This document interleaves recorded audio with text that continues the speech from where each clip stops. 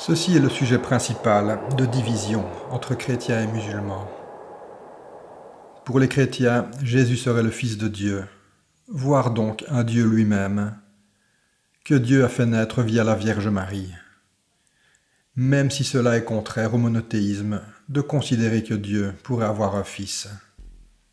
Pour nous musulmans, Jésus, Aïssa ibn Maryam, est le Messie et un prophète. Dieu l'a fait naître sans père en utilisant la Vierge Marie, qui était une fille pieuse du peuple d'Israël, fille d'Imran et descendante du prophète Moïse. Et Jésus est cité de très nombreuses fois dans le Coran. De nombreux versets retracent des passages de sa vie et quelques miracles qu'il y a accomplis. Donc pour nous, Jésus était musulman. On entend par là qu'il était soumis à Dieu et aux lois de Dieu. Même si Jésus était juif et qu'il faisait partie du peuple hébreu. Mais nous allons exposer pourquoi cela n'est pas incompatible. Jésus est donc né parmi le peuple juif palestinien. Nous allons voir à travers quelques passages de la Bible que la façon dont il pratiquait la religion était beaucoup plus proche des rites musulmans que ce qu'est la religion chrétienne ou juive à l'époque actuelle. Il y a de très nombreux passages de la Bible qui laissent penser que les prophètes priaient en se prosternant. Ce sujet a également été traité dans la vidéo sur la prosternation. Et comme il a été expliqué dans cette vidéo, il y a encore de nos jours une communauté juive qui prie en se prosternant, comme le font les musulmans. Et cette communauté est la communauté des Juifs karaïtes. Et cette communauté affirme également que les Juifs priaient de cette façon auparavant, mais qu'ils ont cessé de se prosterner il y a plusieurs siècles de cela, notamment pour se différencier de l'islam quand celui-ci est apparu. Mais voici un passage de la Bible où nous pouvons nous rendre compte de quelle façon Jésus pratiquait la prière. Et il y a également de nombreux autres passages qui mentionnent que d'autres prophètes priaient également en se prosternant.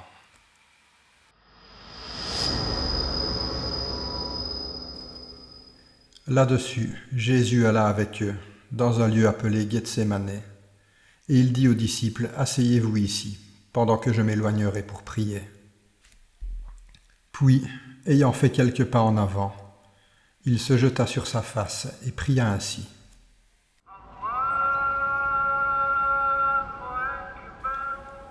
En ce qui concerne le fait que Jésus a revendiqué être Dieu, c'est vrai qu'il y a différents passages où cela est mentionné dans la Bible, mais la version de la Bible que nous avons actuellement provient principalement de textes grecs, qui n'est donc pas la langue de Jésus et qui ont été traduits en différentes langues.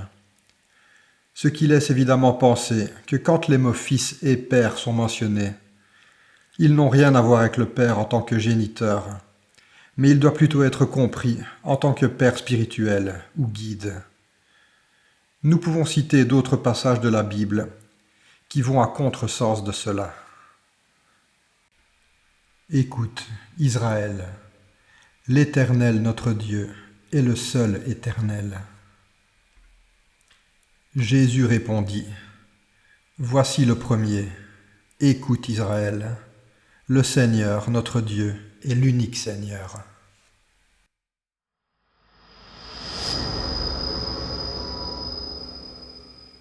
De très nombreux passages bibliques traitent également de la circoncision. Et il est évidemment incontestable que Jésus avait également été circoncis, comme tous les enfants hébreux de son époque, et comme cela se fait encore à l'heure actuelle. À l'âge de 8 jours, tout mâle parmi vous sera circoncis, selon vos générations, qu'il soit né dans la maison ou qu'il soit acquis à prix d'argent de tout fils étranger, sans appartenir à ta race. Vous vous circoncirez, et ce sera un signe d'alliance entre moi et vous.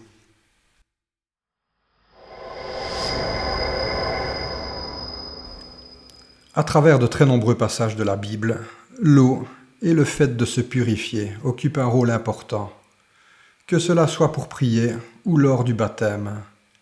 Il y a donc de nombreux passages où cela est mentionné. mais en voici deux à titre d'exemple. Alors David se leva de terre, il se lava, soignit, et changea de vêtements, puis il alla dans la maison de l'Éternel et se prosterna. Si donc je vous ai lavé les pieds, moi le Seigneur et le Maître, vous devez aussi vous laver les pieds les uns aux autres, car je vous ai donné un exemple, afin que vous fassiez comme je vous ai fait. En vérité, je vous le dis, le serviteur n'est pas plus grand que son Seigneur, ni l'apôtre plus grand que celui qui l'a envoyé. Si vous savez ces choses, vous êtes heureux, pourvu que vous les pratiquiez.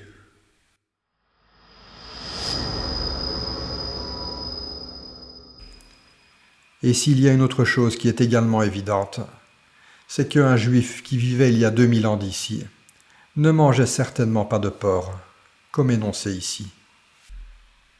Vous ne mangerez pas le porc qui a la corne fendue et le pied fourchu, mais qui ne rumine pas, vous le regarderez comme impur. Vous ne mangerez pas de leur chair, et vous ne toucherez pas de leur corps mort. Vous les regarderez comme impurs.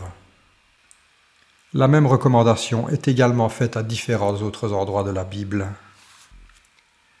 Tous les faits que nous avons exposés ici sont et resteront des sujets de divergence entre les chrétiens et les musulmans.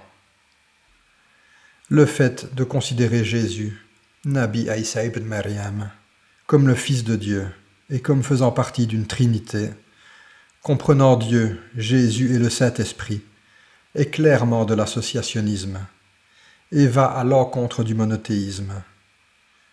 Le Coran expose clairement ceci dans la sourate An-Nisa. Ô gens du livre, n'exagérez pas dans votre religion, et ne dites d'Allah que la vérité.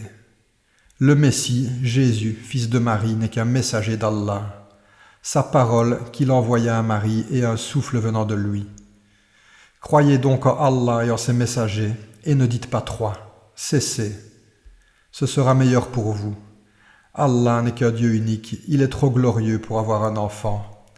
C'est à lui qu'appartient tout ce qui est dans les cieux et sur la terre, et Allah suffit comme protecteur. Donc, comme nous l'avons dit, ceci restera une divergence entre chrétiens et musulmans.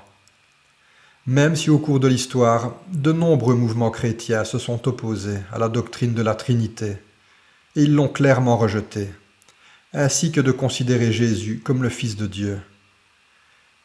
L'histoire nous enseigne que la doctrine de la Trinité ne s'est véritablement mise en place que suite au concile de Nicée qui s'est tenu en 325. Il y a eu de nombreuses contestations sur ce sujet à l'époque, qui ont même mené à plusieurs conflits. Les principaux mouvements chrétiens qui étaient opposés à cela sont l'unitarisme et l'arianisme. Ces mouvements ont un peu perduré au cours des siècles, mais sont pour ainsi dire inexistants à l'époque actuelle. Même s'il existe encore de nos jours certains courants de l'Église protestante qui rejettent la doctrine de la Trinité. Donc, il y a en effet de nombreux sujets de divergence entre les chrétiens et les musulmans. Et le statut de prophète de Jésus et le fait qu'il ne soit pas le Fils de Dieu est le sujet principal. Mais il faut rappeler que le Coran nous incite à avoir de bonnes relations avec les gens du livre. Car nous prions tous le même Dieu, même si certains commettent des erreurs. Et en tant que musulmans, nous ne sommes pas à l'abri non plus de commettre des erreurs, même si nous n'associons rien à Dieu. Puisse Dieu guider tous ceux qui croient en lui.